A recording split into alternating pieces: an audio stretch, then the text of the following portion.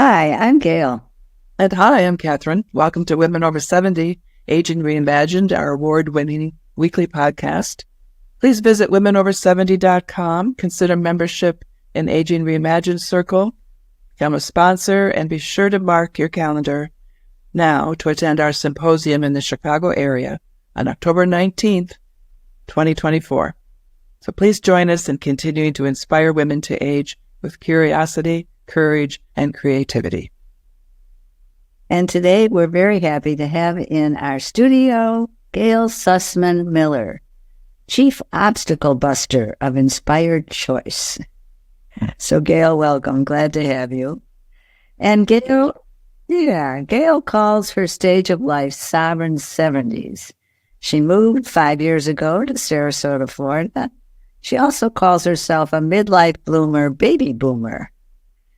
Celebration and ritual are very important to her. At 46, Gail married for the first time. And at 60, while still in Chicago, she asked her friends to honor her at a croning ceremony, as is done by women in indigenous cultures, to mark the third stage of a woman's life. Her friends each told a story about Gail's impact on their lives. They sang a Hebrew song. She was wrapped in her mother's shawl. At 70, her friend and sister asked 30 family and friends to write what they loved about her and created a poster of 70 things they love about her. Yes, in the wall. Yeah, it's wonderful. On January 29th, Gail embarked on a 90-day challenge to revolutionize her health and transform her body through food.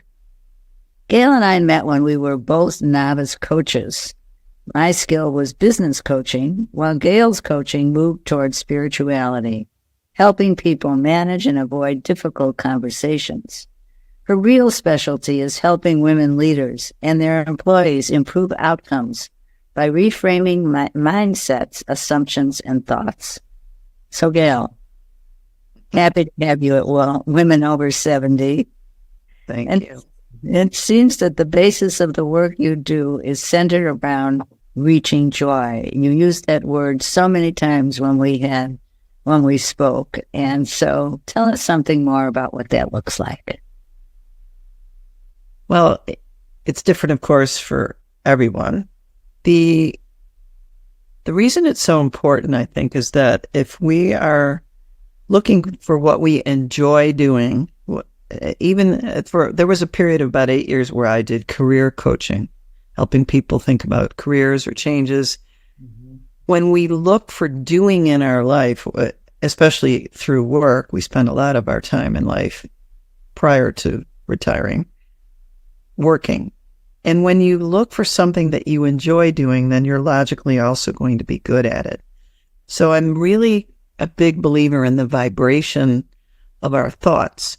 So if we're thinking about something that's joyful and makes us happy, then it is going to bring more joyful thoughts and then they ripple out the same way that when we have negative thoughts, they spiral down, joyful thoughts spiral up.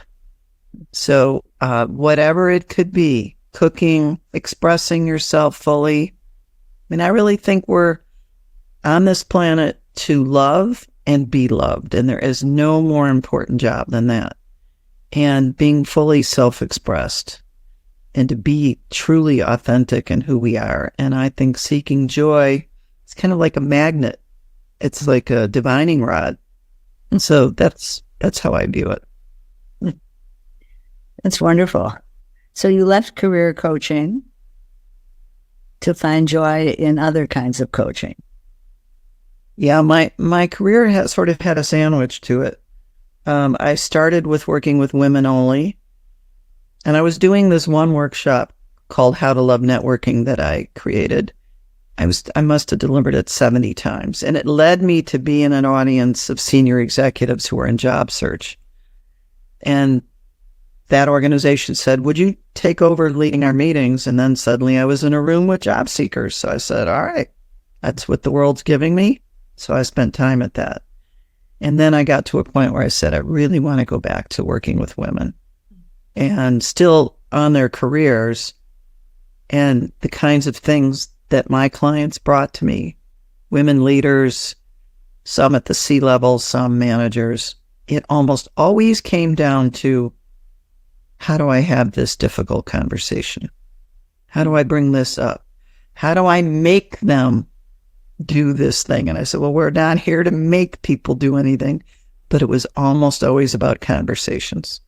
So that's really been the focus, I'd say, for maybe the last 7 or 8 years, working with women leaders and their employees and speaking as truthfully and authentically and transparently as they can. What are some of the issues that I'm sure you hear some of the same issues over and over about what makes for a difficult conversation? What are some of the frequent things that you hear? Yeah, so I would say, interestingly, I think I can answer that by telling you the things that I wind up helping people focus on to avoid them being difficult, like the opposite. So one thing is what we come in with different perspectives, and those who either ourselves or the other person, very often we feel the need to be right. We have to be right above all else. So that tug of war about I'm right, you're not, allowing other people to be right, and to really, another one is to listen. This is Stephen Covey. Listen to understand, not to reply. So that we're sometimes strategizing. Oh, I've worked with clients who get ready before going into a meeting saying, well, and if they say this, then I'm going to say this. And if they say that, oh, I'm prepared. I have evidence. I'm going to say that. And they come in ready for a battle. So I actually ask them to set really positive intentions, to start the meeting by saying, here's the outcome we want, and all voices are welcome. And to be able to actually listen, let an opposing view get fully expressed and not try to defend. The other big thing that many of my clients find to be a big, huge aha is we're all trying to get our needs met. So someone's behavior is not directed at you.